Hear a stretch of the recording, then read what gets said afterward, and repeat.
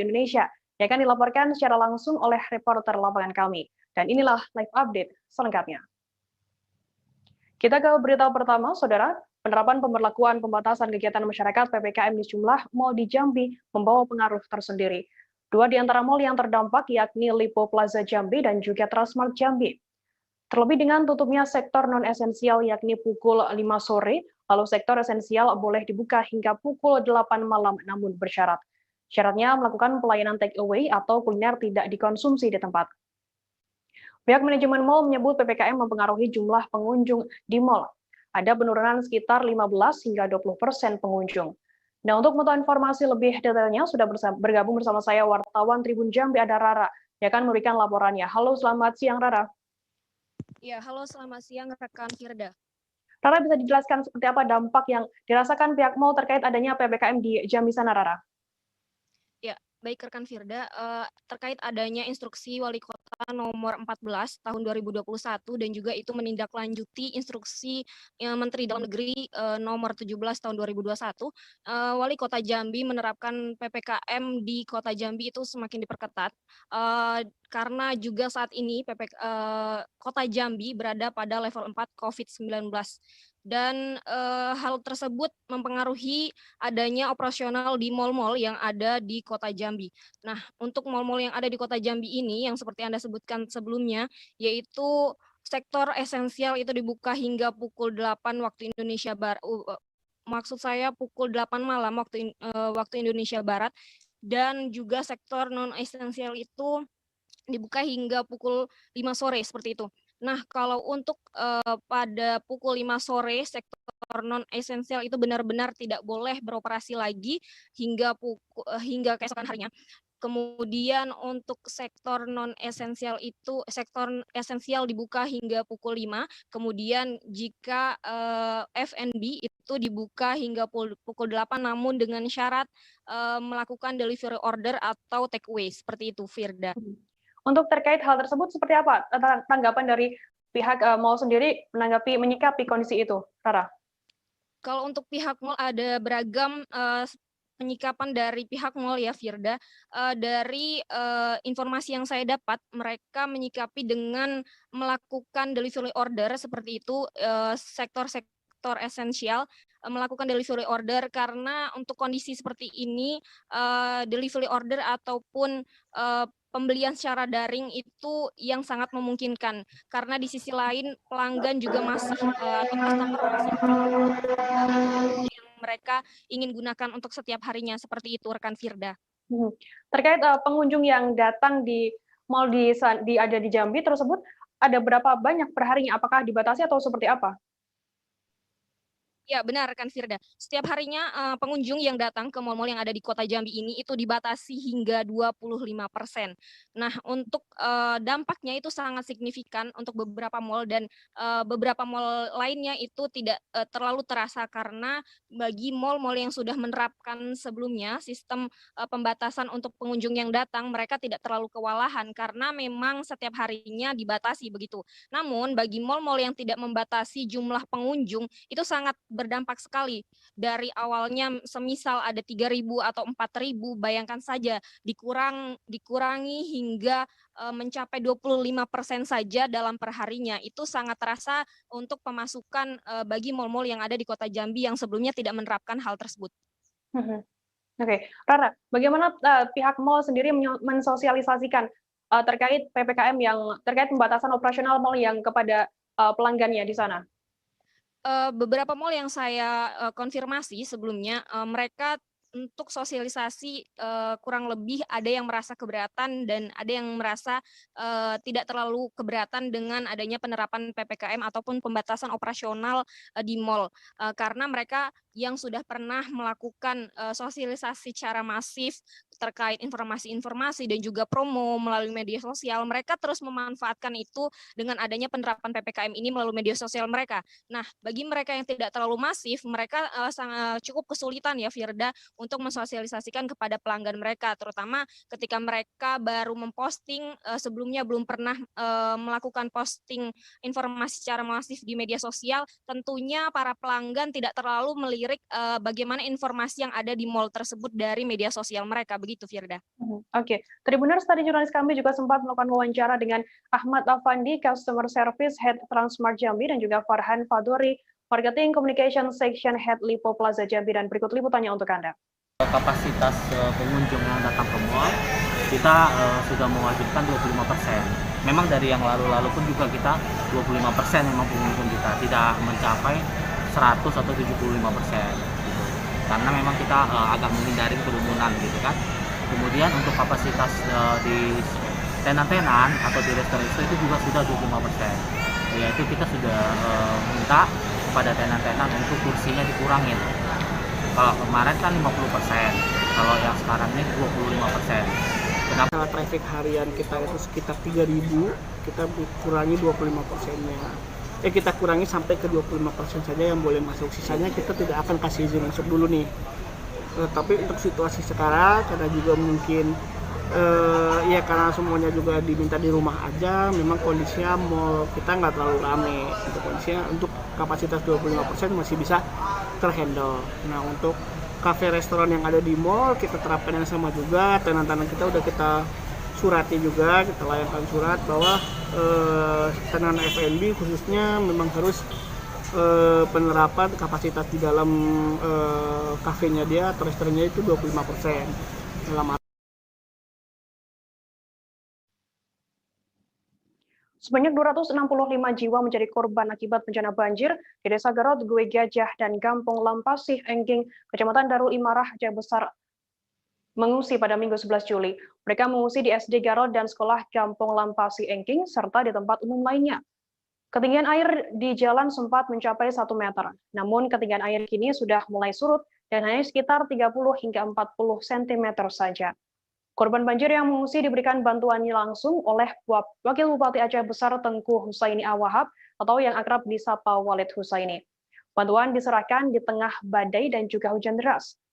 Wakil Bupati Aceh Tengku Husaini Awahab didampingi Kepala Dinas Sosial Aceh Besar Bahrul Jamil mengantarkan langsung bantuan kepada korban mengungsi bencana di banjir di Gampong Garut, Gwe Gajah, dan Gampong Pasih Engking, Kecamatan Darul Imarah.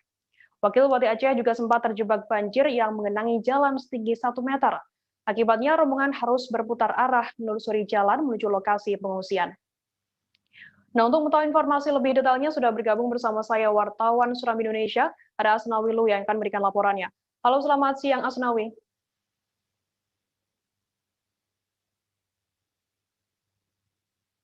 Asnawi, halo, selamat siang.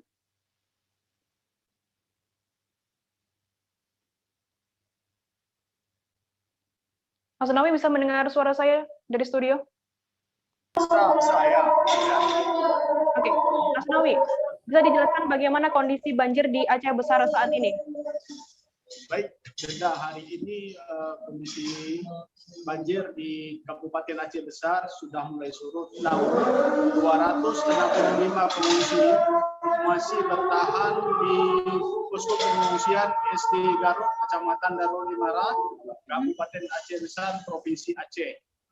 Nah, hari ini juga kita lihat bahwa mereka telah menyediakan dapur umum untuk korban banjir yang mengungsi di daerah itu. Oke, apakah saat ini korban juga pada masih mengungsi di daerah sana, Asnawi? Ya, hari ini korban masih mengungsi, karena air rata-rata di jalan akibat gunung Darul meluap ini antara 50 cm sampai 1 meter, sehingga mereka masih tetap di posko pengungsian. Terkait kondisi banjir saat ini seperti apa, Asnawi? Bisa dijelaskan ke kami? Ya, kondisi banjir hari ini ya kita lihat di sini masyarakat belum dari korban banjir ini belum ada yang pulang karena air masih menggenangi pemukiman penduduk termasuk rumah-rumah mereka. Air masuk antara 50 cm hingga 80 cm sehingga mereka belum melakukan pembersihan terhadap banjir luapan dari Gunung Darul ini.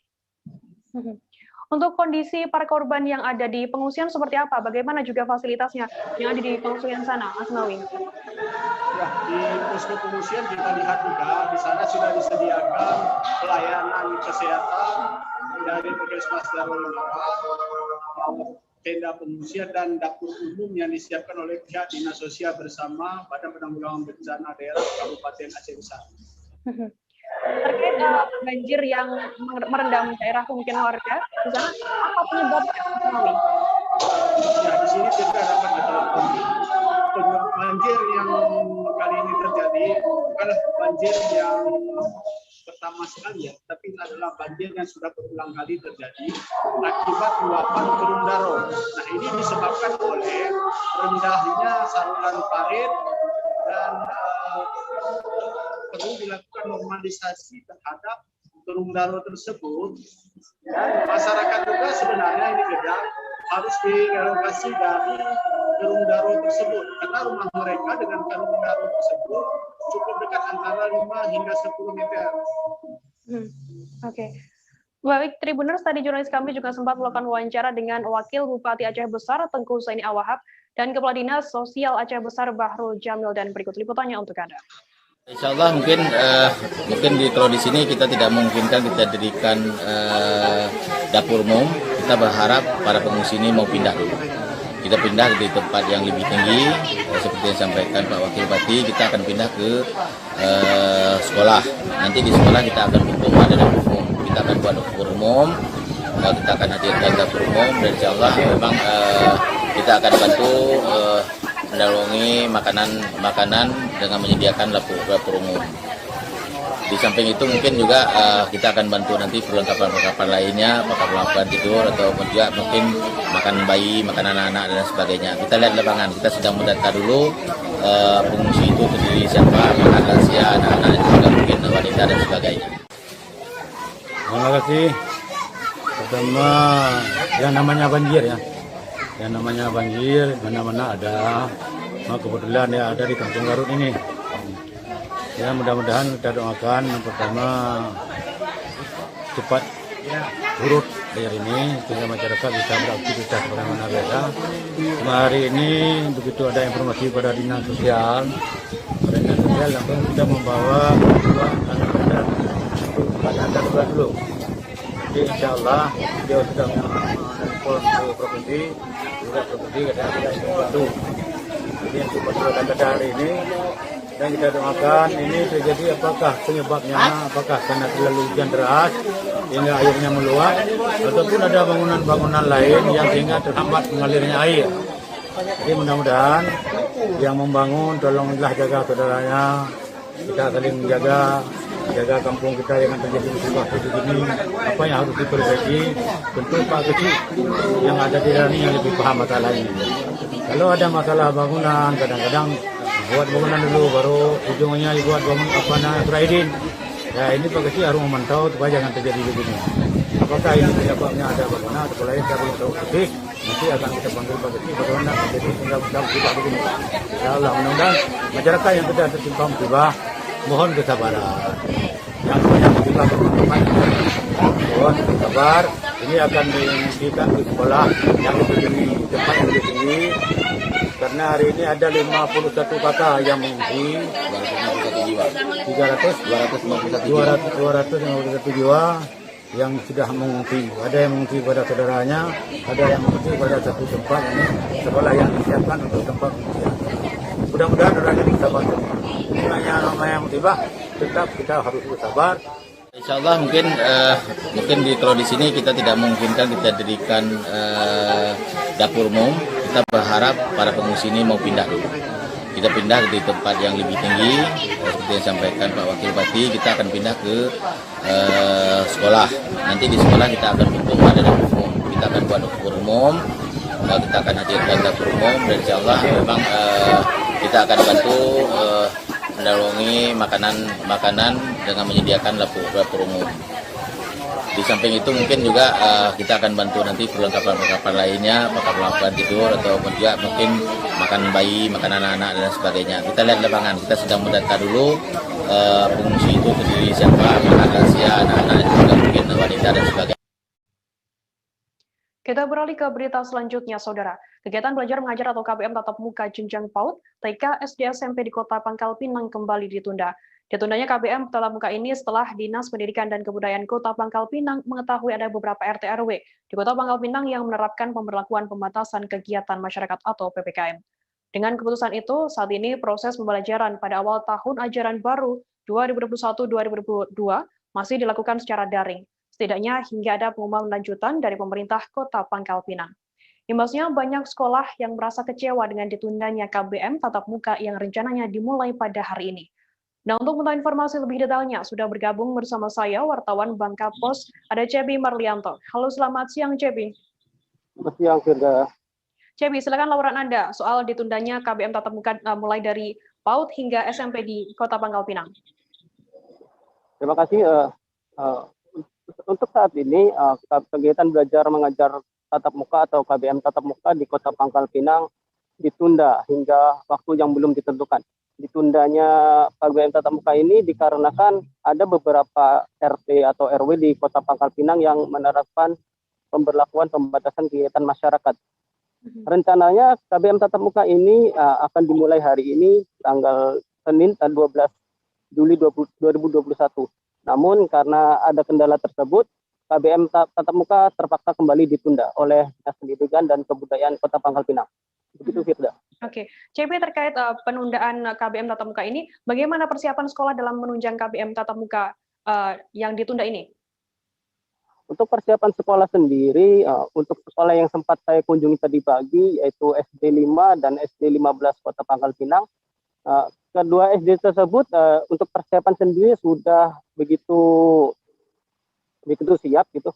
Setidaknya sudah kesiapan dari sarana maupun prasarana sekolah sendiri sudah mencapai 70%, baik itu dari tempat cuci tangan, untuk penerapan protokol kesehatan, termasuk dalam ruangan kelas, dan juga sarana-sarana lainnya, begitu, Firda. Terkait penundaan ini, bagaimana rencananya sebelum adanya penundaan ini, bagaimana pihak sekolah menyiapkan skenario yang dijalankan oleh pihak sekolah terkait menyambut KBM tatap muka yang tahun ajaran baru ini? Untuk skenario sendiri dari dua sekolah tersebut sama seperti surat edaran yang dikeluarkan oleh Kementerian Pendidikan dan Kebudayaan, Riset dan Teknologi, di mana skenario sendiri dalam satu kelas itu dilakukan kegiatan belajar mengajar sebanyak 25% per kelas dari jumlah total keseluruhan siswa dalam satu kelas tersebut. Kemudian dalam satu minggu setidaknya hanya 2 kali pertemuan. Dan yang terakhir itu dalam kali pertemuan itu hanya maksimal 2 jam kegiatan pembelajaran. Begitu, Firda. Oke. Baik, tadi jurnalis kami juga sempat melakukan wawancara dengan Kepala SD Negeri 5 Pangkal Pinang Maryani dan Kepala SD Negeri 15 Pangkal Pinang Sukawati, dan berikut liputannya untuk Anda. Sampai sekarang kami tidak bisa untuk tatap muka karena kami pertama takut dengan wabahnya, bukan takut dengan dinasnya ya. Yang kedua memang surat dari dinas itu memang kami tidak diizinkan, walaupun dengan rasa sedih, rasa berat, tapi kami terima apa adanya dan kami menunggu nanti apakah sudah ada lampu setidak-tidaknya walaupun tidak lampu hijau ya lampu kuning dari dinas. Terus terang tadi sudah dari pagi tadi pengaduan orang tuanya, gimana Bu kalau dari ini ya, dari ini kami susah, anak kami tidak mau belajar, tidak ada rasa sekolah. Begitu waktu sudah tatap muka ya, walaupun tidak seluruh siswa kan 50%, tapi orang tua itu menyambut gembira ya. Materai semuanya hampir 99% itu setuju. Nyata ada edaran dari dinas itu kan tidak boleh ya. Jadi kami merasa bersedih, orang tua merasa bersedih ya. Tapi mungkin orang dinas itu kan tidak mau mengambil nanti ada kejadian yang tidak enak kan, karena ini kan penyebaran COVID-nya. Kami nurut yang apa dari dinas. Kalau ini kan rencananya tadi kalau terjadi kita tatap muka ini kan rencananya kan hanya 25%. Pengenal lingkungan untuk kelas 1. Karena berdasarkan surat dari edaran Dinas Pendidikan Kota Pangkal Pinang untuk tatap mukanya diundur. Nah, kami akan tetap melaksanakan nanti apabila sudah sudah ada edaran boleh tatap muka, tetap yang awal adalah pengenalan lingkungan selama 3 hari. Jadi 3 hari itu pengenalan lingkungan untuk kelas 1. itu juga dilakukan secara 2 shift. Dengan memahami lingkungan sekolah, jadi siswa itu sudah merasa akrab dengan lingkungan sekolah, tempat dia belajar dan menuntut ilmu. Tempat duduk di siswa juga sudah diatur jaraknya. Kita beralih ke berita selanjutnya, Saudara. Bupati Bekasi Eka Supriyatmaja meninggal dunia setelah berjuang melawan COVID-19 di Rumah Sakit Siloam Tangerang pada Minggu 11 Juli pada pukul 21.30 waktu Indonesia Barat. Almarhum akan dimakamkan di pemakaman keluarga di RT 1 RW 4 Kampung Lemah Abang, Desa Waluya, Kecamatan Cikarang Utara, Kabupaten Bekasi. Sebelum dimakamkan akan ada serah terima jabatan di kediamannya. Semua prosesi pemakaman dilakukan sesuai prosedur protokol kesehatan. Agar tidak terjadi kerumunan, petugas penjaga melakukan pembatasan pelayat yang datang. Mereka yang masuk hanya boleh dari keluarga, rekan almarhum, dan juga aparat pemerintah. Nah, terkait update terbarunya bagaimana kondisi pemakaman jenazah Bupati Eka Supriya, sudah bergabung bersama saya wartawan Warta Kota Live, ada Muhammad Azam. Halo, selamat siang Azam. Selamat siang, Firda. Azam, bisa dijelaskan bagaimana kronologi meninggalnya Bupati Eka Supriya maksud kami? Ya, sebelumnya turut berduka atas meninggalnya Bupati Bekasi Eka Supriyatmaja. Tentunya warga masyarakat Bekasi, aparatur pemerintah Kabupaten Bekasi, dan semua unsur elemen di Kabupaten Bekasi merasa kehilangan dan berduka atas meninggalnya Bupati Bekasi Eka Supriyatmaja. Dikabarkan Bupati Bekasi meninggal pada Minggu 11 Juli pukul 21.30 di Rumah Sakit Siloam Tangerang. Awalnya memang Bupati terkonfirmasi positif berdasarkan hasil PCR itu pada hari Kamis 1 Juli 2021. Awalnya Bupati Bekasi almarhum sempat dirawat di rumah secara isolasi mandiri. Akan tetapi karena kondisinya menurun, Bupati Eka langsung dirawat atau dibawa ke Rumah Sakit Siloam di Tangerang. Begitu, Firda.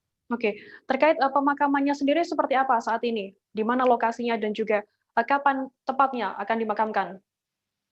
Untuk pemakaman sendiri dilakukan di masih satu area di kediaman rumah Bupati Kabupaten Bekasi di Kampung Lemah Abang, Desa Waluyo, Cikarang Utara, Kabupaten Bekasi. Tadi sekitar pukul 11.30 jenazah dari almarhum Bupati Bekasi tiba dari Rumah Sakit Siloam di rumah duka.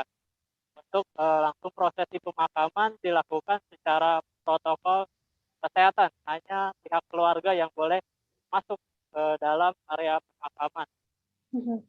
Oke. Terkait tadi saya mendengar ada informasi adanya serah terima jabatan sebelum pemakaman dilakukan. Bagaimana informasinya?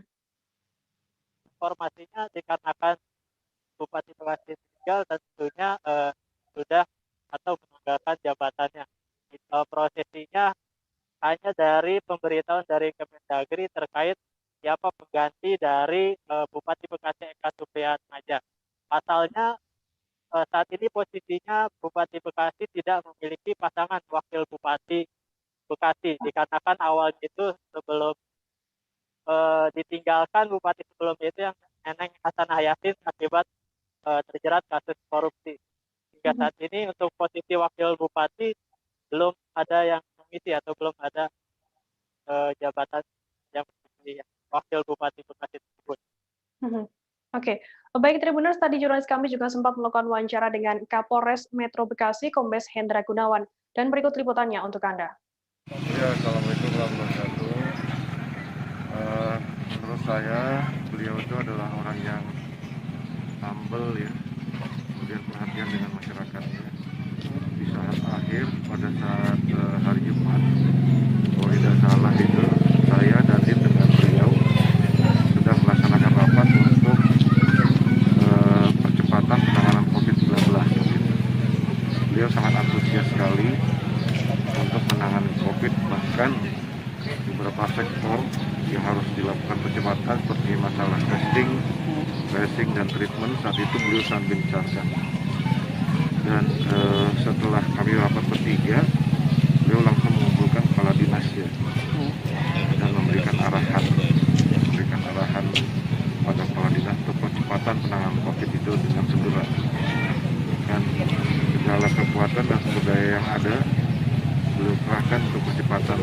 sampai di situ. Namun qadarullah, Allah memanggil beliau. Namun saya yakin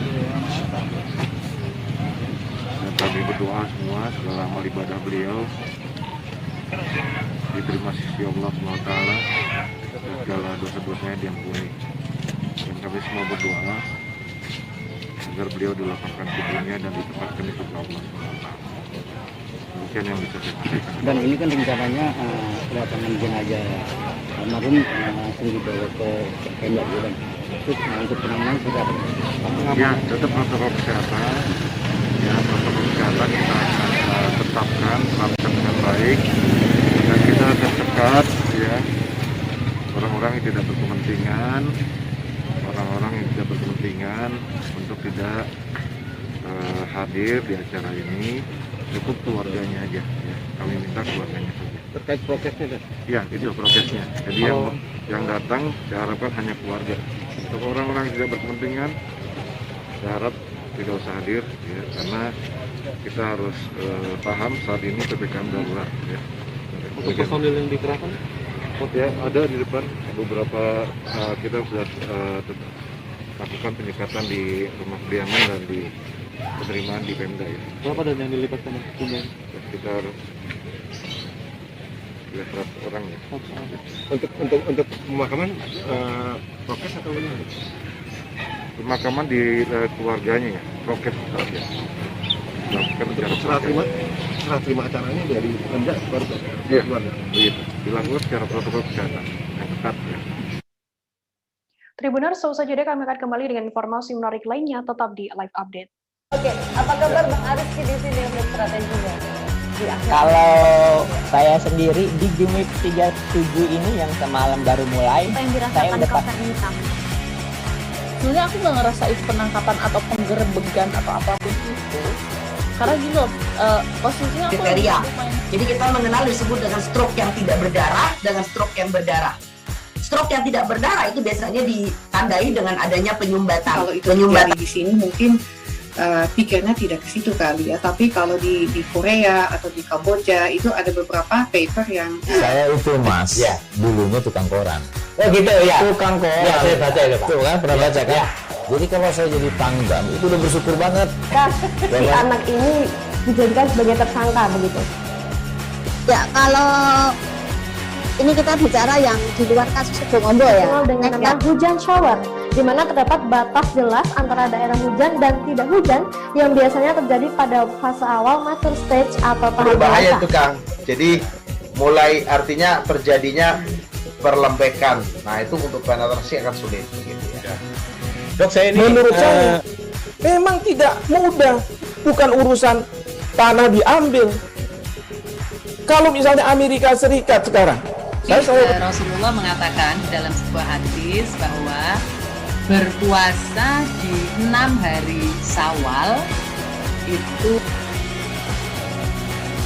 Oke, apa kabar Bang Ariski di sini untuk strateginya? Kalau saya sendiri di Gimik 37 ini yang semalam baru mulai, saya udah pasti. Sebenarnya aku nggak ngerasa itu penangkapan atau penggerbegan atau apapun itu. Karena gini loh, posisinya kriteria. Jadi kita mengenal disebut dengan stroke yang tidak berdarah dengan stroke yang berdarah. Stroke yang tidak berdarah itu biasanya ditandai dengan adanya penyumbatan. Kalau itu terjadi di sini mungkin pikirnya tidak ke situ kali ya. Tapi kalau di Korea atau di Kamboja itu ada beberapa paper yang saya itu mas, ya dulunya tukang koran. Oh gitu ya. Tukang koran. Ya saya baca itu Pak. Tuh kan pernah baca kan? Ya. Jadi kalau saya jadi pangdam itu udah bersyukur banget.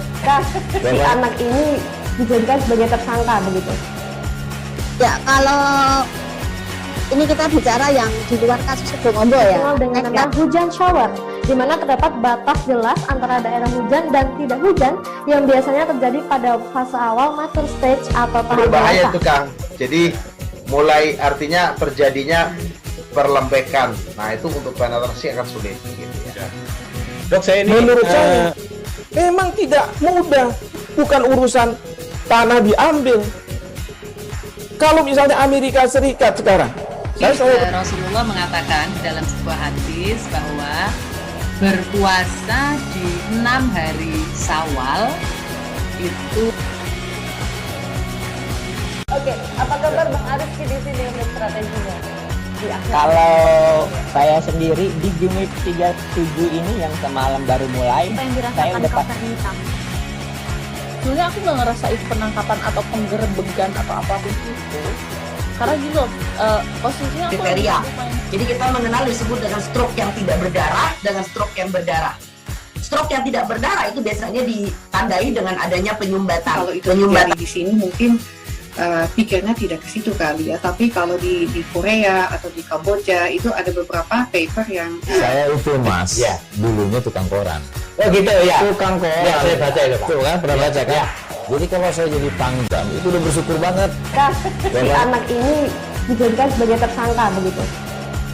Ya, kalau ini kita bicara yang di luar kasus Bongobo ya. Dikenal dengan nama hujan shower, di mana terdapat batas jelas antara daerah hujan dan tidak hujan yang biasanya terjadi pada fase awal mature stage atau tahap Berbahaya dewasa. itu Kang. Jadi mulai artinya terjadinya perlembekan. Nah itu untuk penetrasi akan sulit. Gitu ya. Dok, saya ini menurut saya memang tidak mudah, bukan urusan tanah diambil. Kalau misalnya Amerika Serikat sekarang, Rasulullah mengatakan dalam sebuah hadis bahwa berpuasa di 6 hari Syawal itu. Oke, apa kabar Bang Ariski di sini untuk strateginya? Kalau saya sendiri di Jumit 37 ini yang semalam baru mulai, Apa yang saya dirasakan udah Kak Nita? Sebenarnya aku nggak ngerasain penangkapan atau penggerebegan atau apapun itu. Karena gini loh, posisinya aku kriteria. lagi main. Jadi kita mengenal disebut dengan stroke yang tidak berdarah dengan stroke yang berdarah.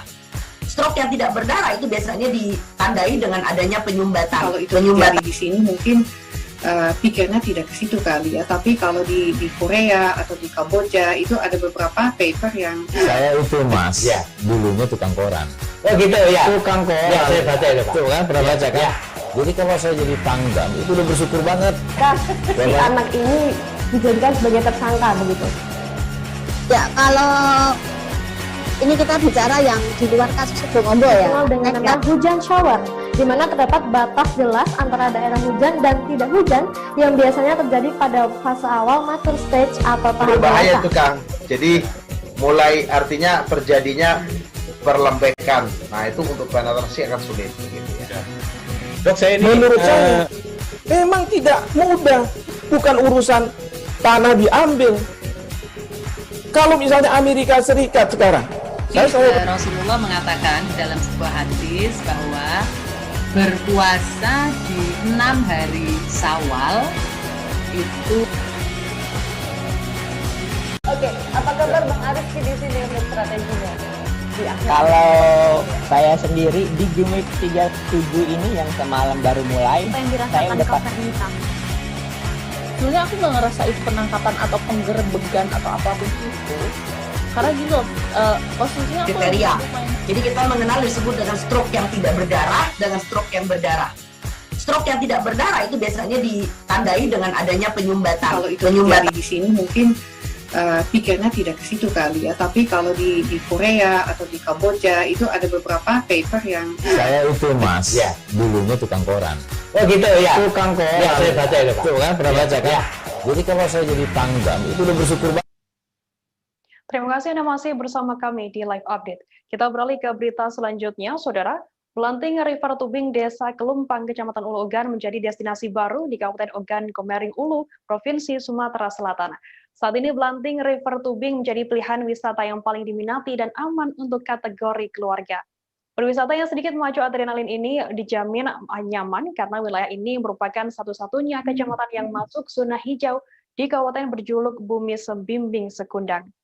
Lokasinya berjarak sekitar 70 km dari kota Batu Raja atau sekitar 2 jam perjalanan ditempuh dengan kendaraan roda 2 atau roda 4. Nah, untuk mengetahui informasi lebih detailnya, sudah bergabung bersama saya wartawan sripoku.com ada Leni Juwita.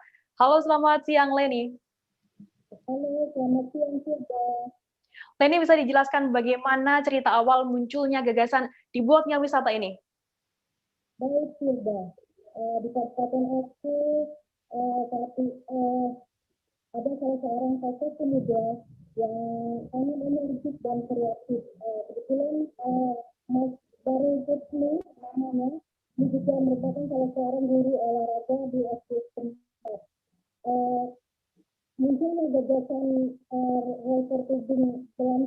ini berawal dari keprihatinan dari Putri melihat banyaknya pengangguran, pemuda-pemuda yang menganggur di desa setempat, kemudian melihat potensi alam yang sangat bagus di desa Kelumpang ini, merupakan memiliki jeram-jeram yang bagus, namun di dalam masyarakat masih biasa membuang sampah di sungai, kemudian BAB di sungai. Nah, beranjak dari keprihatinan itu, akhirnya dari Putri berinisiatif untuk membuat program ini, Belanting River Tubing ini.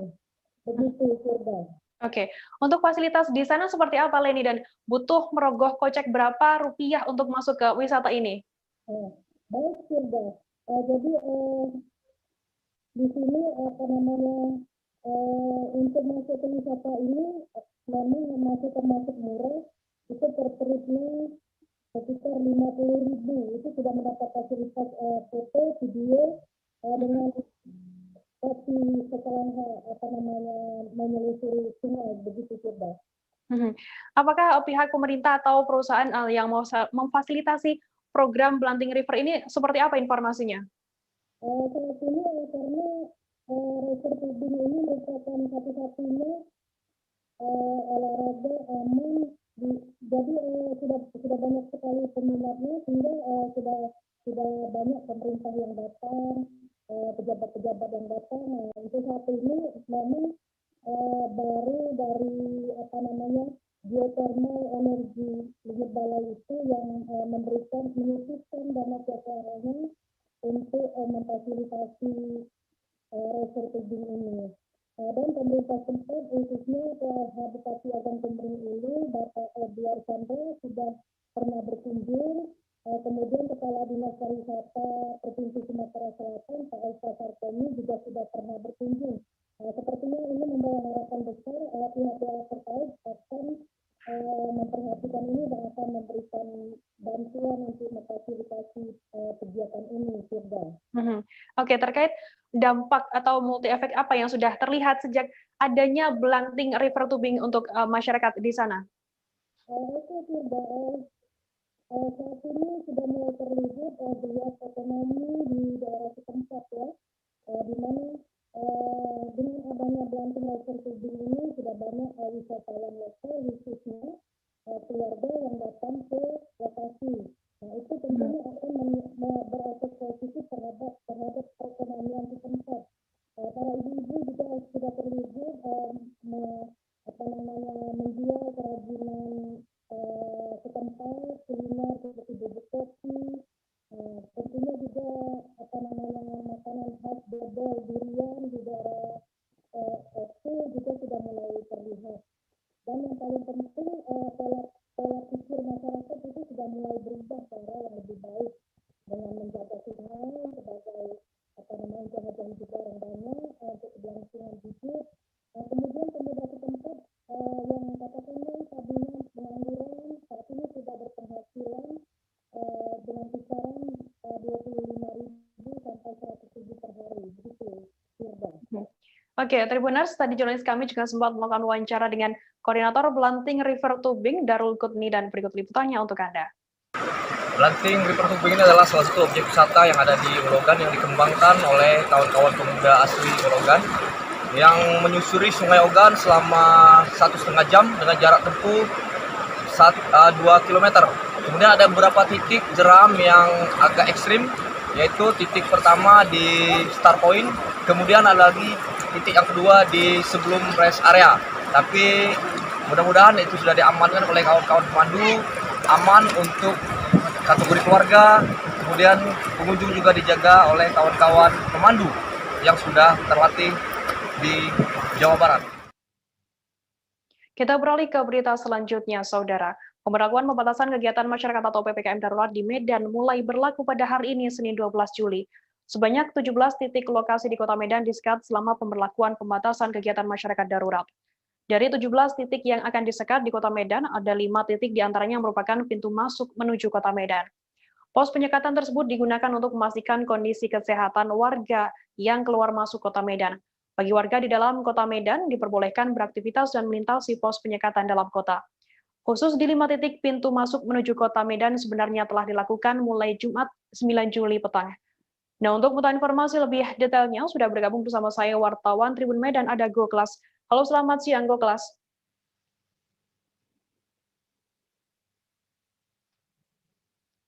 Halo, Goklas, selamat siang. Oke, selamat siang, Firda. Goklas, bisa dijelaskan ada pun titik pos penyekatan di mana saja lokasi itu? Bisa dijelaskan? Oke, untuk akibat dari kebijakan PPKM darurat yang ada di Kota Medan, itu ada sekitar 17 atau 18 titik penyekatan yang dilakukan, yakni kalau untuk yang berada di dalam Kota Medan, itu ada di Jalan Sudirman, Simpang Jalan Diponegoro, ada Jalan Suprapto di Simpang Jalan Imam Bonjol, kemudian ada Jalan Diponegoro di Simpang Jalan Zainuddin Arifin, ada di Jalan M. Hayamin, Simpang Jalan Merak Tiga, ada juga Jalan Pemuda, Simpang Jalan Palang Merah, kemudian Jalan Tamso di Simpang Jalan Al-Falah, kemudian ada di Jalan Gatot Subroto di Simpang Manhattan, dan kemudian ada di Jalan Jamin Ginting, Simpang Kampus Busu, Jalan Sisingamangaraja, Simpang Indogrosir, dan Jalan HM Yamin di Simpang Aksara. Itu mungkin beberapa titik pos yang ada di dalam Kota Medan. Sementara untuk yang di tingkat perbatasan, itu ada di pos Rivera di Jalan Sisingamangaraja, kemudian ada pos Simpang Titik Kuning itu Jalan Besar Deli Tua, dan ada di pos Kampung Lalang itu di Jalan Gatot Subroto Jembatan, kemudian ada di pos Titi Sewa di Tembung dekat Jalan Letda Sudono, dan yang kelima itu di pos Simpang Tuntungan Jalan Jamin Ginting. Jadi untuk di daerah perbatasan itu ada sekitar 5 pos yang saat ini sedang dilakukan. Terkait suasana di pos penyekatan PPKM darurat yang berlaku pada hari ini seperti apa? Nah, sampai saat ini saya dari tadi pagi sampai sekarang masih berada di pos Titi Sewa, salah satu pos perbatasan yang diberlakukan PPKM darurat. Nah, adapun dari sejak pagi, personel kepolisian beserta pemerintah setempat, juga dari aparat-aparat terkait telah melakukan stay di pos, dan sekitar pukul 11 tadi sudah melakukan sedikit sosialisasi kepada masyarakat. Jadi untuk PPKM darurat ini di 3 hari pertama itu pihak dari pos ataupun pemerintah terkait yang melakukan penyekatan itu hanya masih sebatas sosialisasi kepada masyarakat. Jadi setiap masyarakat tadi yang datang dari arah Deli Serdang itu menuju inti kota itu diperiksa apakah mengenakan masker atau tidak, dan juga diperiksa apakah sudah melakukan vaksinasi atau tidak. Namun jika masyarakat yang tidak mengenakan masker itu langsung disuruh putar balik. Sementara untuk masyarakat yang belum melakukan vaksinasi langsung dihimbau untuk melakukan vaksinasi. Setelah itu juga masyarakat dilakukan pengecekan suhu, yang dimana jika suhu masyarakat yang ingin ke inti kota dari Deli Serdang itu melebihi dari 37,7 derajat Celcius, maka langsung akan dilakukan swab antigen. Oke, terkait PPKM darurat di Kota Medan sendiri akan berlaku hingga kapan, Goklas? Ya, untuk PPKM darurat ini akan berlaku sampai tanggal 70 Juli. Oke, 70 Juli. Kemudian adakah imbauan atau mungkin sosialisasi dari Kanit Laka Lantas di sana? Ya, kepada dari Kanit Lantas Percusetuan yang memang stay di pos Titi Sewa memang sempat melakukan sosialisasi kepada seluruh masyarakat agar kiranya di dalam 3 hari ini masyarakat mengetahui benar apa yang dimaksud dengan PPKM darurat ini. Sehingga nanti ketika lewat dari 3 hari setelahnya, barulah pihak aparat ataupun petugas yang ada di pos sewa itu melakukan penutupan jalan, kemudian langsung melakukan pemeriksaan yang lebih ketat daripada 3 hari pertama ini. Oke. Tribuners, tadi jurnalis kami juga sempat melakukan wawancara dengan Kanit Lantas Polsek Percut Setuan, itu Syahril Ramadan, dan berikut liputannya untuk Anda. Oke Bang, mungkin bisa dijelaskan Bang untuk kegiatan PPKM darurat kita pada hari ini di Titi Sewa Bang. Terima kasih ya untuk kegiatan kita di pos penyekatan PPKM darurat di Titi Sewa ini. Untuk hari pertama dan hari ketiga kita diperintahkan untuk memberikan himbauan atau sosialisasi kepada masyarakat yang dari Deli Serdang yang akan menuju ke inti kota. Apa saja himbauannya Bang? Himbauannya kepada masyarakat ya supaya patuhi protokol kesehatan. Kalau memang tidak perlu kali ke inti kota, ya jadi rumah saja. Kemudian ada program pemerintah untuk vaksinasi, ya vaksinasi. Karena tidak kemungkinan bakalan nanti di perbatasan ini yang akan ditanyakan itu surat antigen dan vaksinasi.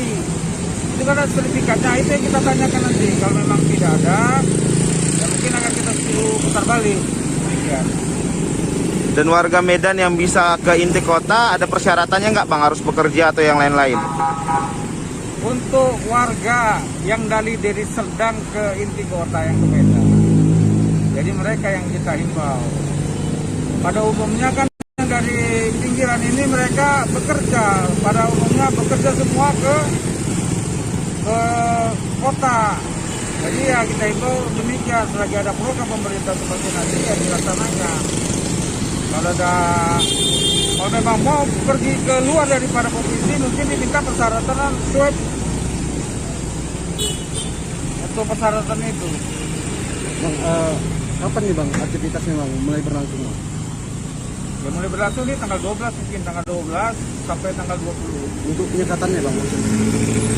Untuk penyekatannya ya, kita udah mulai dari hari Sabtu, udah kita laksanakan di sini untuk penyekatannya dan pembatasan aja, pembatasan arus yang dari Serdang ke inti kota aja yang masih kita laksanakan.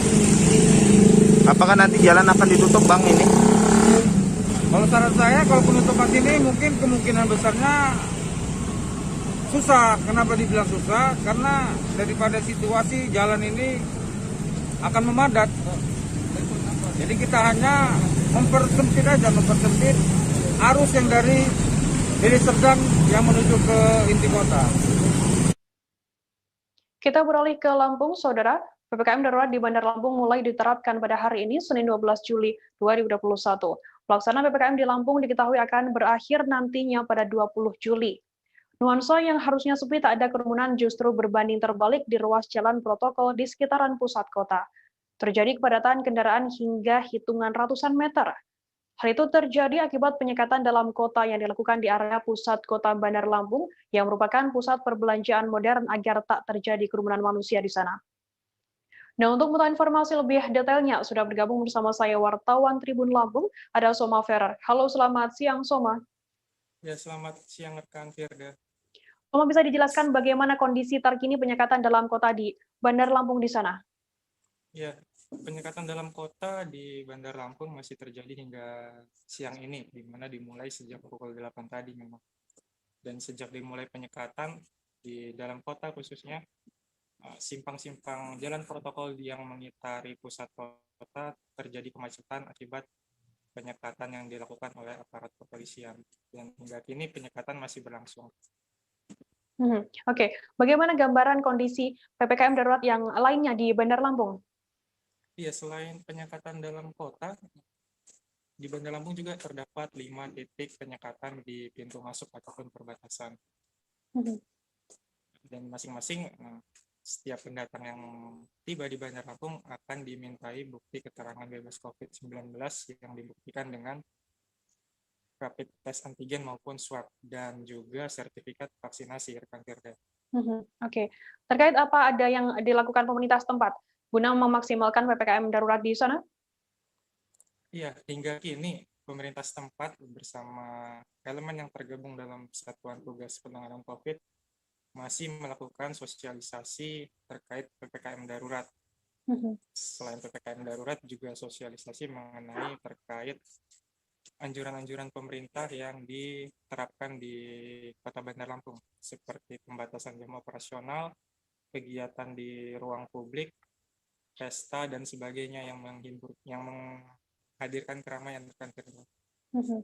Oke, terkait tadi adanya kemacetan atau kepadatan lalu lintas di daerah sebuah titik, itu apakah ada antisipasi dari pihak kepolisian sendiri untuk mengantisipasi nantinya agar tidak terjadi hal yang serupa?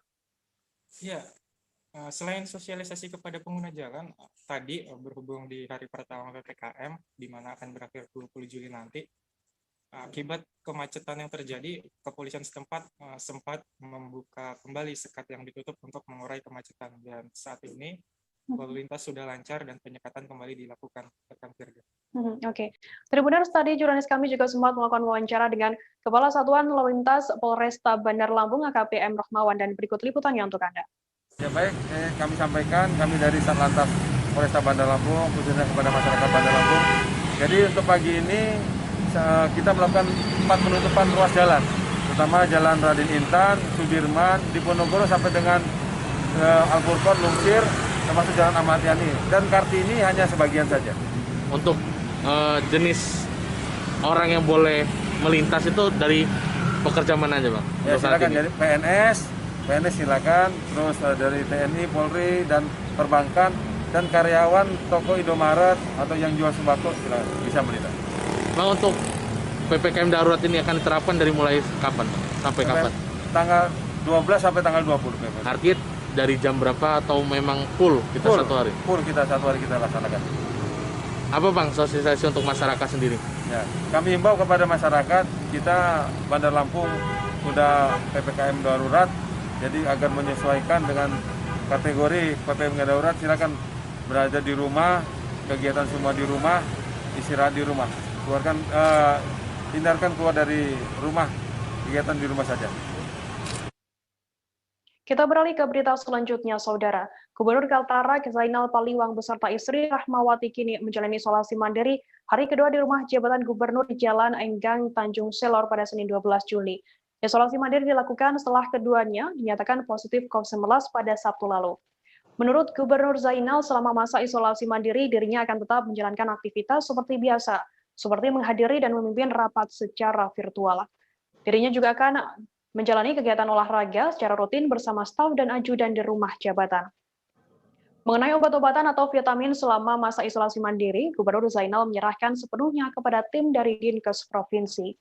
Nah, untuk mengetahui informasi lebih detailnya, sudah bergabung bersama saya wartawan Tribun Kaltar, ada Maulana Ilham Yufaudi. Halo, selamat siang Maulana. Selamat siang rekan Firda. Maulana, bisa dijelaskan bagaimana kondisi terkini kesehatan Gubernur Kaltara Zainal Paliwang? Baik, untuk hari ini Gubernur Kaltara Zainal Paliwang beserta istri Rahmawati menjalani isolasi mandiri hari kedua di rumah jabatan. Keduanya dilaporkan dari pemantauan dari Dinas Kesehatan setempat dalam keadaan kondisi yang baik dan menuju kesembuhan dengan city value dari hasil rapid swab PCR kemarin di atas 30. Saat ini keduanya juga sudah beraktivitas seperti biasanya. Pak Gubernur Zainal bahkan tadi sempat memimpin rapat terkait pendidikan di program pendidikan di Kaltara, juga menandatangani kerjasama dengan beberapa investor. Untuk kegiatan Pak Gubernur Zainal Paliwang sendiri selama isolasi mandiri seperti apa? Diterangkan bahwa Pak Gubernur itu menjalani aktivitas biasa, memimpin rapat, juga beraktivitas olahraga bersama staf dan ajudan di rumah jabatan. Selain itu, beliau juga rutin mengonsumsi madu kelulut. Ini madu khas dari Bulungan yang dia konsumsi langsung dari sarang lebahnya. Menurutnya dengan mengonsumsi madu ini mampu meningkatkan imunitas dan mempercepat proses penyembuhan dirinya di masa isolasi mandiri. Untuk sang istri sendiri seperti apa kegiatannya di dalam rumah jabatan gubernur sana? Sama seperti Gubernur Kaltara, Ibu Rahmawati juga masih menjalani aktivitas seperti biasanya. Beliau dikabarkan juga memimpin rapat terkait tim penggerak PKK di Kaltara. Selain itu beliau juga sama sang suami juga mengikuti olahraga ringan seperti jogging keliling dan juga rutin mengonsumsi madu kelulut juga bersama sang suami. Begitu rekan Firda. Oke, terkait status COVID-19 di Kaltara sekarang ini seperti apa informasinya? Untuk status COVID-19 di Kaltara memang beberapa hari terakhir terus mengalami peningkatan. Bahkan kemarin terdapat penambahan 280 kasus baru yang menjadikan kasus aktif menjadi total 14.814 secara akumulatif, di mana terdapat 5 tambahan kasus kematian menjadikan total kasus kematian menjadi 221.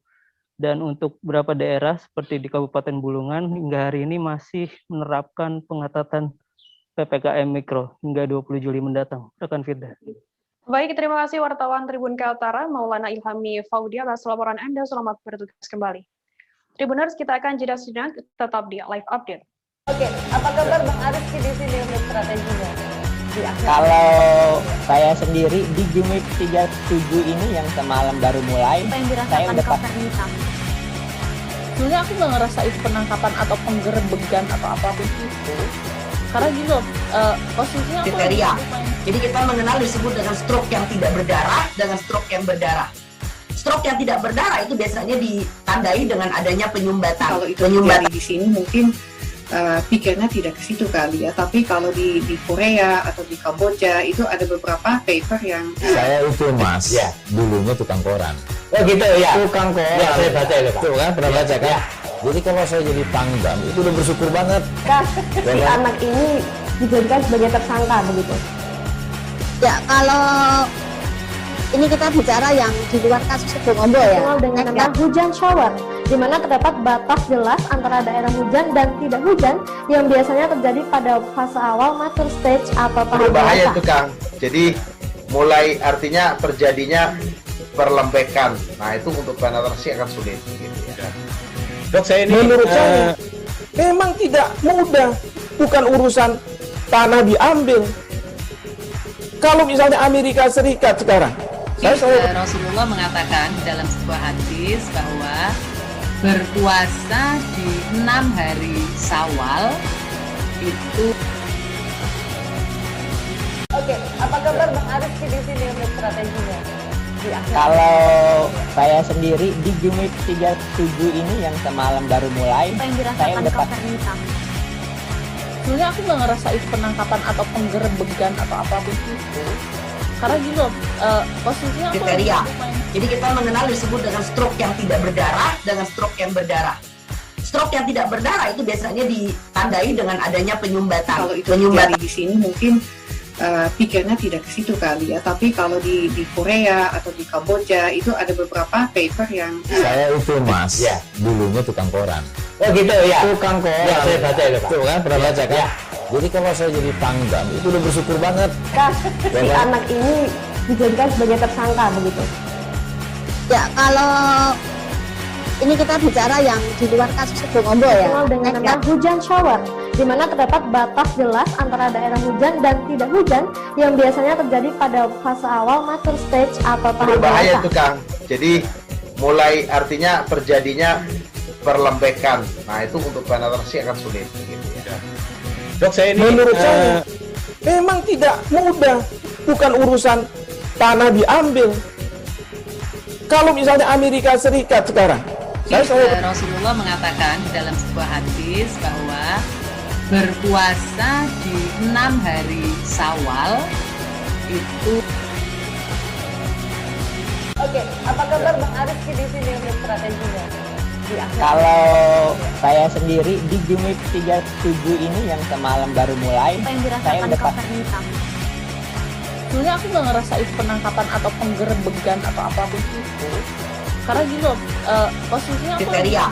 Jadi kita mengenal disebut dengan stroke yang tidak berdarah dengan stroke yang berdarah. Stroke yang tidak berdarah itu biasanya ditandai dengan adanya penyumbatan. Kalau itu terjadi di sini mungkin pikirnya tidak ke situ kali ya. Tapi kalau di Korea atau di Kamboja itu ada beberapa paper yang Saya itu Mas, ya, dulunya tukang koran. Oh gitu ya. Tukang koran. Ya, saya baca ya, Pak. Tuh kan, pernah baca kan? Ya. Jadi kalau saya jadi pangdam itu udah bersyukur banget. Si anak ini dijadikan sebagai tersangka begitu. Ya, kalau ini kita bicara yang di luar kasus Bongombo ya. Dikenal dengan nama hujan shower, di mana terdapat batas jelas antara daerah hujan dan tidak hujan yang biasanya terjadi pada fase awal mature stage atau tahap berbahaya dewasa. itu Kang. Jadi mulai artinya terjadinya perlembekan. Nah itu untuk penetrasi akan sulit. Gitu ya. Dok, saya ini menurut saya memang tidak mudah, bukan urusan tanah diambil.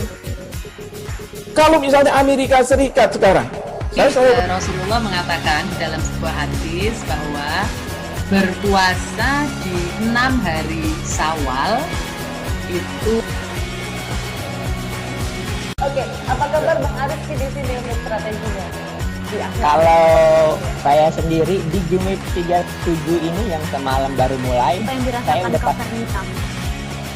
Sebenarnya aku nggak ngerasain penangkapan atau penggerebegan atau apapun itu. Karena gitu, posisinya aku kriteria. Jadi kita mengenal disebut dengan stroke yang tidak berdarah dengan stroke yang berdarah.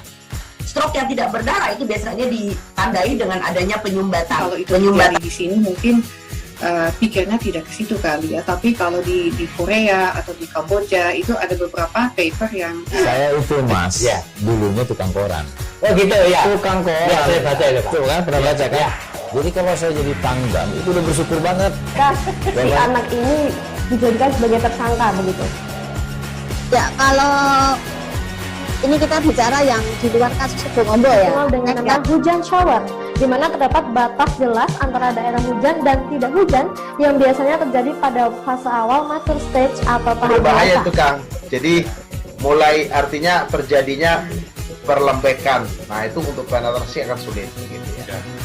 Dok, saya ini menurut saya memang tidak mudah, bukan urusan tanah diambil. Kalau misalnya Amerika Serikat sekarang, Rasulullah mengatakan dalam sebuah hadis bahwa berpuasa di 6 hari Syawal itu. Oke, apa kabar Bang Arifki di sini untuk strateginya? Kalau saya sendiri di Jumit 37 ini yang semalam baru mulai, Apa yang saya dirasakan udah Kapten Hitam? Sebenarnya aku nggak ngerasain penangkapan. Terima kasih Anda masih bersama kami di Live Update. Kita beralih ke berita selanjutnya, Saudara. Seorang warga desa Serapung, Kecamatan Kuala Kampar, Kabupaten Pelalawan, Riau, bernama Asmi diserang harimau Sumatera saat mencari kayu ke dalam hutan pada Sabtu 10 Juli lalu.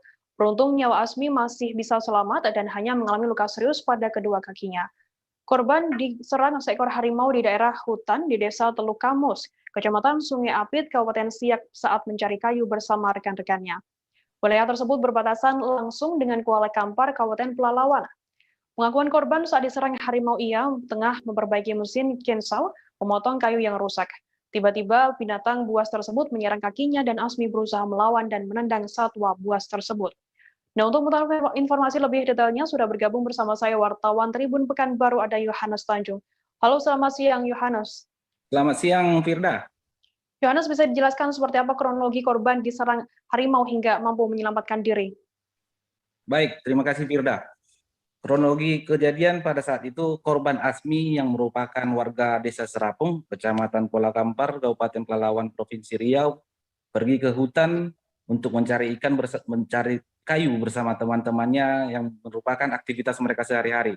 Pada hari Sabtu tanggal 10 Juli 2021 mereka mencari kayu di hutan perbatasan antara Kabupaten Pelalawan dengan Kabupaten Siak. Pada saat itu mesin Sinso milik Asmi, korban Asmi, pada saat itu mengalami kerusakan. Korban lantas berinisiatif untuk memperbaikinya. Pada saat duduk untuk memperbaiki Sinso, tiba-tiba dari sebelah kiri korban Asmi datang seekor harimau Sumatera dan langsung menyerang kakinya sebelah kiri. Pada saat itu korban syok dan ketakutan, namun berusaha untuk melepas dari harimau tersebut dengan menendang kepala harimau menggunakan kakinya sebelah kanan. Namun tumit kakinya nyangkut ke gigi harimau dan kembali mengalami pendarahan. Dalam situasi genting itu, Asmi hanya bisa beristighfar dan beliau sambil terus-menerus menendang kepala harimau hingga terlepas dari gigitan harimau. Selanjutnya Asmi mengambil sebilah kayu dan kembali mengumandangkan azan hingga harimau tersebut pergi meninggalkan beliau. Asmi kembali menghubungi teman-temannya untuk kembali ke camp dan kemudian dievakuasi ke desa dan selanjutnya dibawa ke puskesmas rawat inap Kuala Kampar untuk mendapatkan perawatan medis. Yang rekan Firda. Oke, Yohanes, terkait kondisi korban pasca kejadian seperti apa dan saat ini kondisinya juga seperti apa? Baik, rekan Firda, saat ini Asmi sudah menjalani perawatan intensif dan mendapat penanganan dari dokter di puskesmas Kuala Kampar.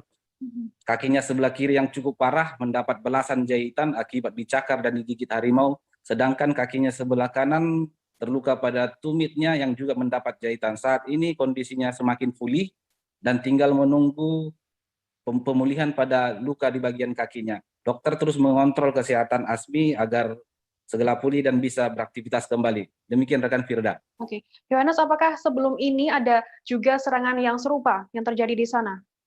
Baik, rekan Firda, berdasarkan konfirmasi kami kepada perangkat-perangkat desa maupun perangkat kecamatan, sekitar 4 atau 5 tahun yang lalu ada serangan serupa yang terjadi di kawasan hutan letak Asmi diserang pada 5 tahun yang lalu, namun korban mengalami cedera yang cukup parah dan hingga akhirnya meninggal dunia. Untuk itu, para perangkat desa mengimbau seluruh masyarakat yang selalu mencari kayu ke kawasan hutan maupun berladang di sekitar kawasan hutan untuk mengurangi aktivitasnya dan kembali ke desa sebelum hari gelap. Demikian rekan Firda.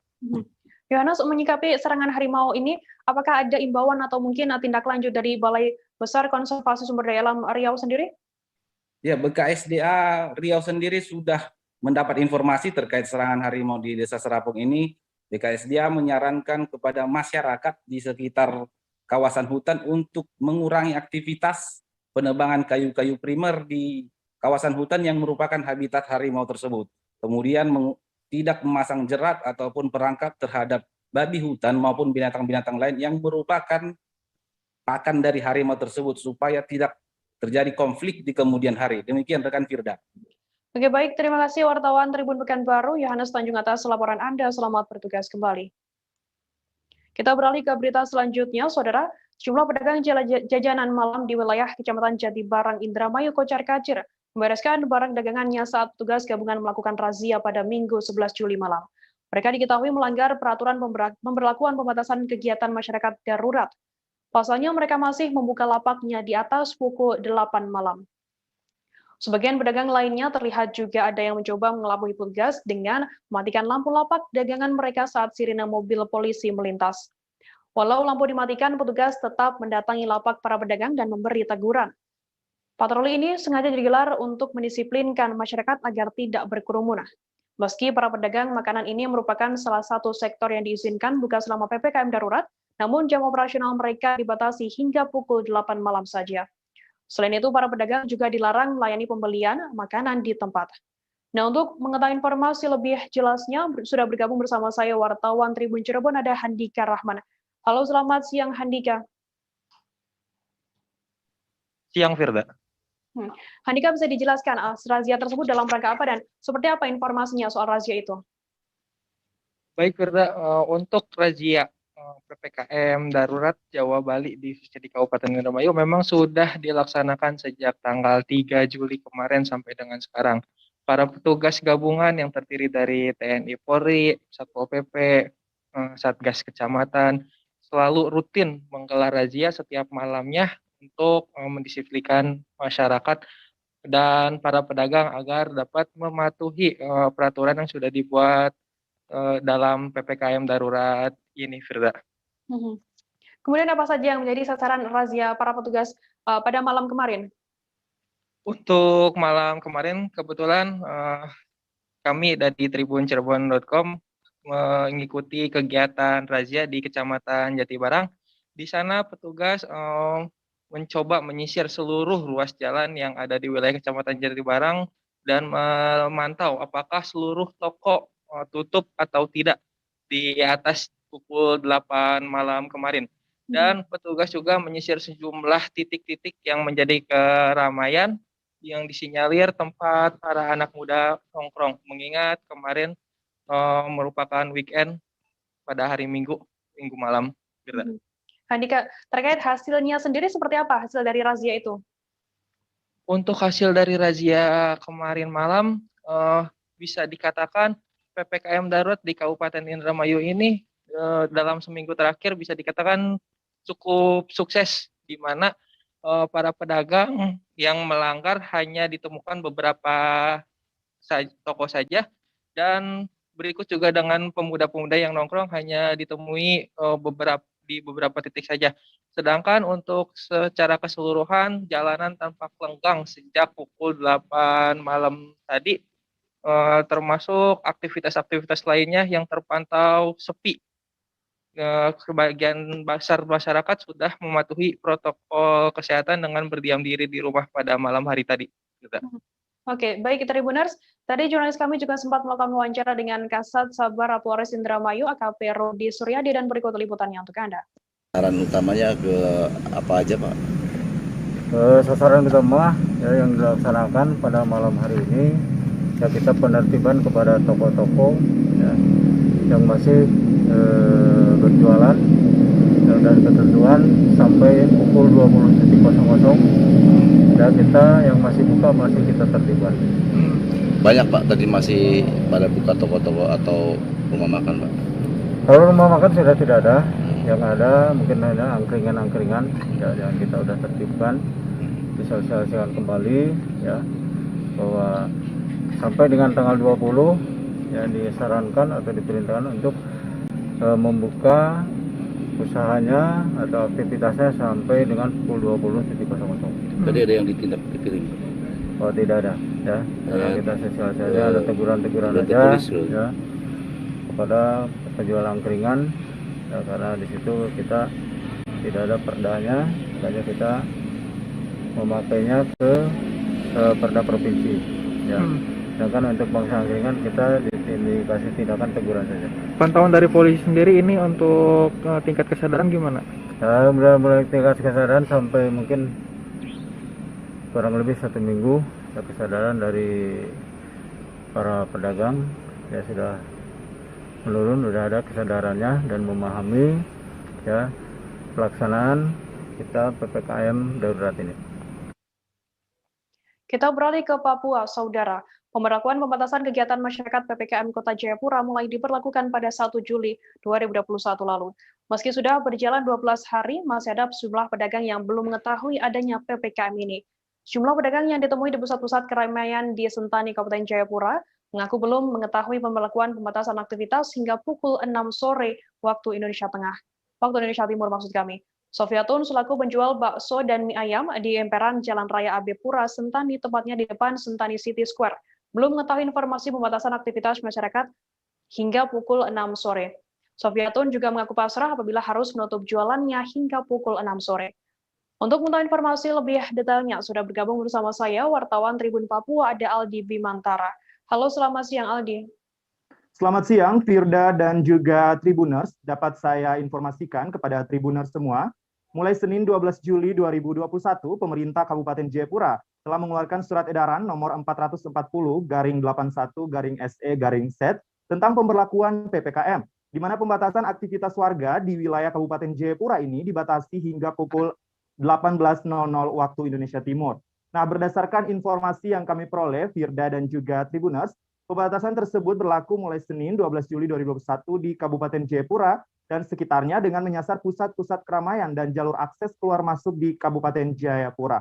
Namun saat ini, berdasarkan pantauan kami di lapangan, Firda dan juga Tribuners, masih banyak pedagang yang masih menjajakan emperan di dagangannya di pinggir-pinggir jalan dari pukul 18.00 waktu Indonesia Timur ke atas, seperti itu, Firda.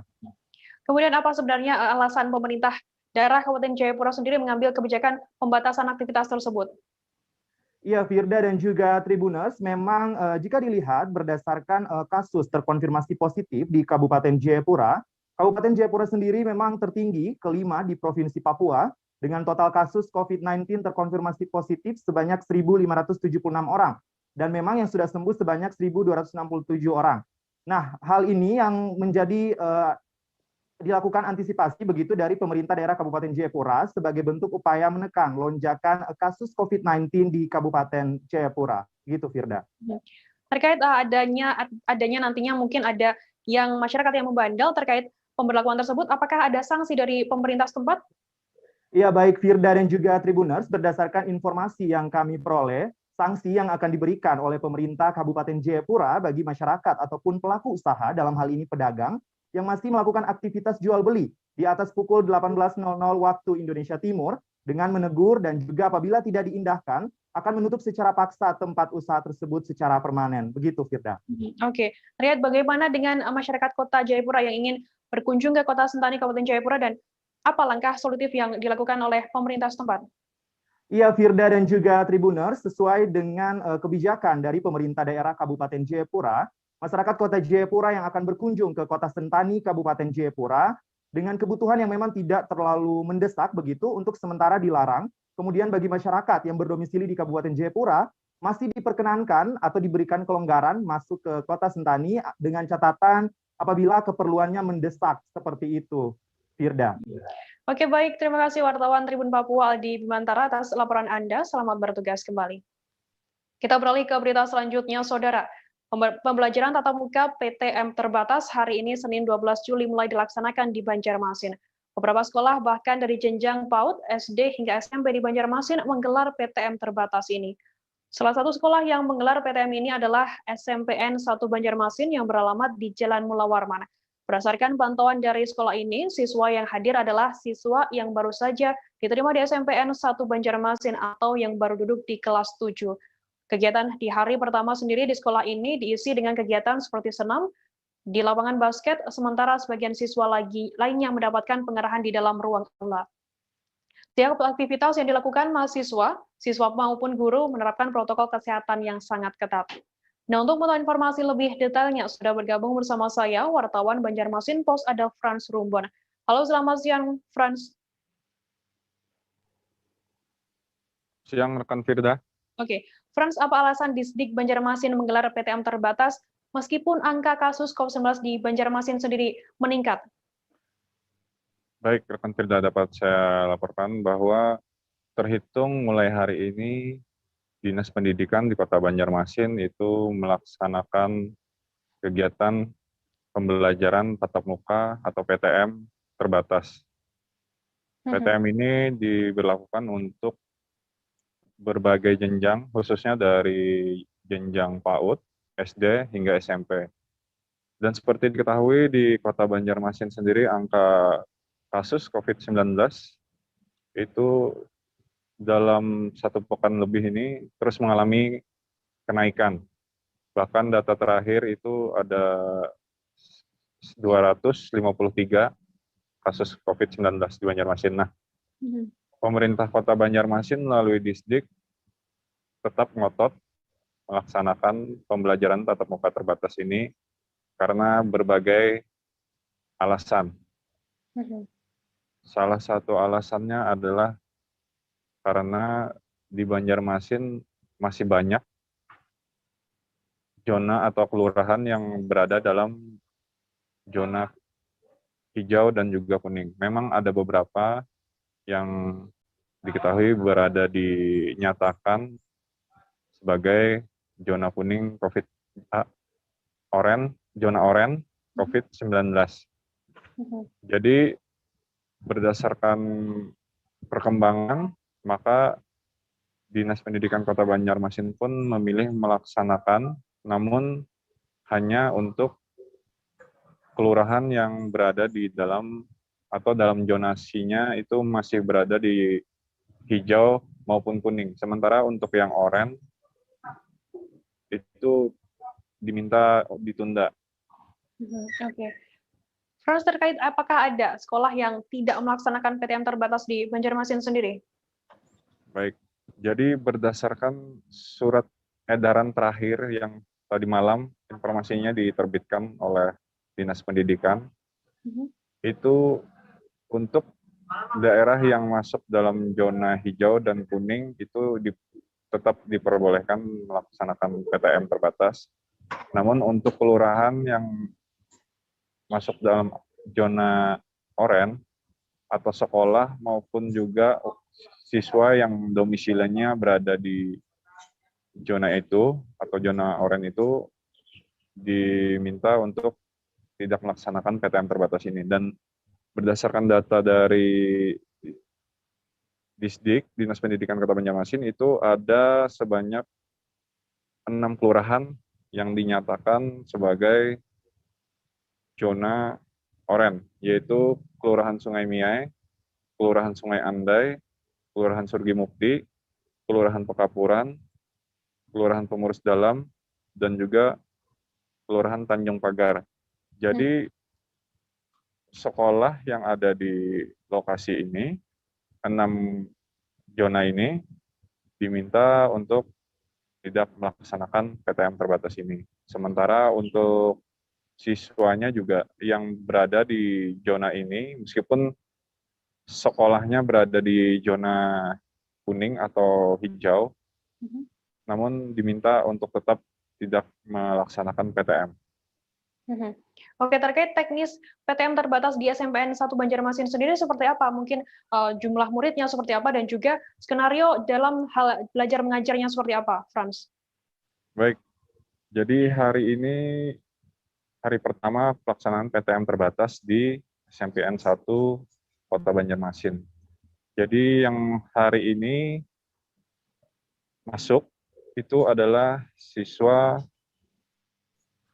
baru atau yang baru memasuki tahun ajaran baru 2021-2022 atau lebih tepatnya lagi yang duduk di bangku kelas 7.